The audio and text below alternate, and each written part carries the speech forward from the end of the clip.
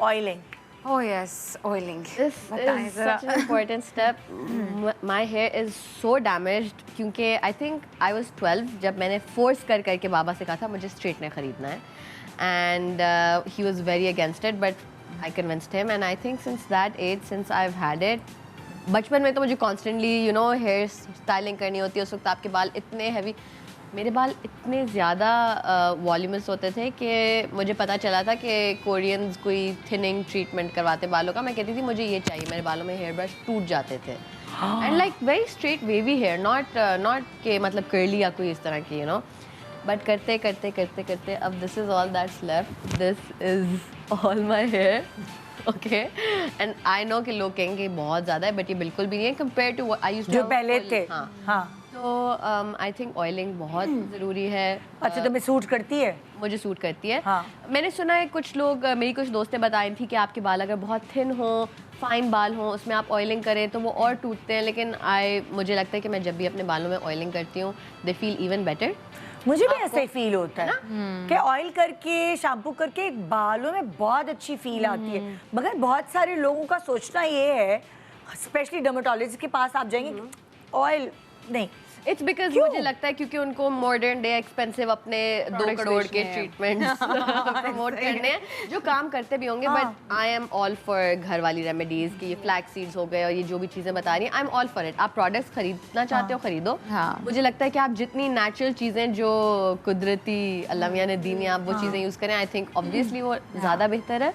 और एक चीज़ होती है hair porosity test. You can do this yourself, आप गूगल कर सकते हैं, आप चैट जीपीटी वगैरह कर सकते हैं, उससे आपको पता चलेगा कि आपके बाल खुद ही घर पे कर सकते हैं, कोई आपको कहीं जाके कराने की जरूरत नहीं। वो आपको बताएगा कि अगर आपके बाल ऐसे हैं तो आपके लिए ये ऑयल बेहतर है, अगर आपके बाल ऐसे हैं तो आपके लिए ये ऑयल बेहतर है।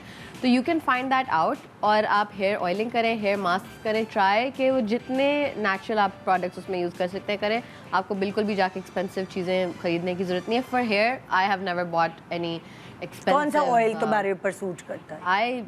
आई यूज़ एनी ऑयल, मुझे लगता है मेरे ऊपर सारे। I tried coconut oil, I tried jojoba oil, कोई भी। आई पर्सनली थिंक मेरे घर पे इतनी सारी ब्रांड्स ऑयल्स भेजती रहती है, मैं जो ऑयल भी लगाती हूँ ना, ऑयल इज ऑयल, वो एक नेचुरल चीज़ है। कोई भी पीआर मिलती है तुम जरूर ट्राई करती हो? I do try it, and ऐसा कभी भी नहीं हुआ कि मैं कोई हेयर ऑयल लगाऊँ मैं कहूँ ये मैंने पता नहीं क्या कर दिया बालों के साथ। It always gives a shine, वो हमेशा बाल हेल्दी फील करते हैं। और मैं अगर तुम हफ्ते में कितनी दफ़ा ऑयलिंग करती हो?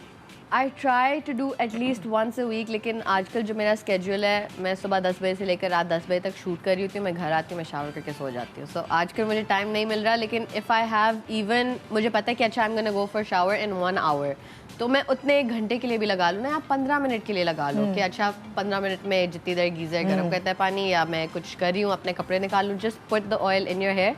अच्छा, स्कैल्प के लिए ऑयल्स अलग होते हैं, रूट्स के लिए ऑयल्स अलग होते हैं।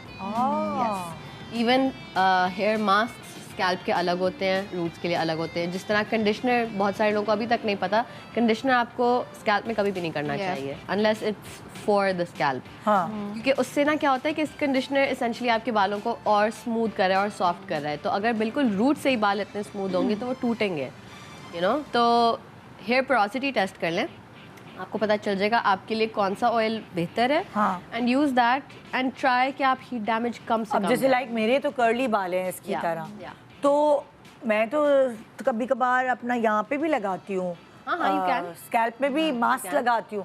तुम कह रही हो कि वो तो जड़ों को वीक करेगा? नहीं, क्योंकि मेरे बहुत फ्रिजी हो जाए बाल। नहीं तो if it's a scalp mask then you can use it in your scalp. If it's not, if it's just a hair, if it just says hair mask, do not use it on your scalp. ये बड़ी अच्छी tip है यार, क्योंकि हमें नहीं, हम तो मास्क जो है सब जगह लगा रहे होते हैं कि अच्छा कौन दो लगाए। पर अभी मैंने देखना शुरू किया कि ऑयल भी लोग यहाँ अलग लगा रहे हैं, स्कैल्प पे अलग लगा रहे हैं। तो मैंने कहा ये क्या चेंजेस आ रही हैं? As far as hair care is concerned, मुझे लगता है I've stopped completely using all sorts of big brands, and बहुत सारी लोकल ब्रांड्स हैं जो organic shampoos, organic mask, and उसमें बिल्कुल वो कुछ ऑर्गेनिक चीज़ होती है, वो फील होता है कि यार इसमें तो बालों में फोम नहीं आया, या वो अच्छी वाली feeling. There is a few brands I know यहाँ पे लोकल ब्रांड्स के, we are not endorsing them, but you can just Google it, local hair care brands, they have very nice shampoos, बालों में उसी तरह का फोम आता है, अच्छी फीलिंग आती है, it smells nice. They have scalp mask, hair mask, बिल्कुल organic. I don't want to use chemicals.